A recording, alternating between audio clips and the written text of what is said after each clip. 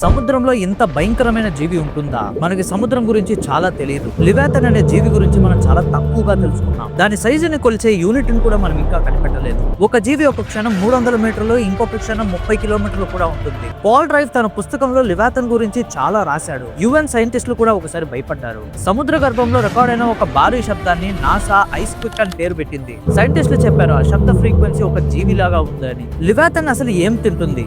అసలు ఏం తింటుందనే ప్రశ్నే తప్పు. ఎందుకంటే అది ఈటింగ్ కాన్సెప్ట్ ని అసలు ఫాలో అవ్వదు. ఏదైనా జీవి దాని నోట్లోకి వెళ్తే అది కాలదు, కరగదు. స్వాలో అవడం ద్వారా దాని ఉనికిని పూర్తిగా కోల్పోతుంది. కొన్ని ప్రదేశాలు చాలా శాంతంగా ఉంటాయి. అక్కడ చేపలు లేవు, జీవరాశులు లేవు. నీరు కూడా భయంతో ప్రవహిస్తున్నట్టుంటుంది. చాలా మంది లివాథన్ బైబిల్ కి సంబంధించిన జీవి అని చెప్తారు, కానీ స్కాలర్స్ చెప్పేది వేరే. బైబిల్ కన్నా ముందున్న కెనానటి మిథాలజీలో దాన్ని లాటన్ అని పిలిచేవారు, కానీ ఇది కూడా ఎండు కాదు. కానీ సనాతన ధర్మంలో ఇలాంటి బహుతలలో ఉన్న సముద్ర జీవిని వినుంటారు. ఎస్, అది ద్వాపర యుగంలో రాయబడి ఉంది.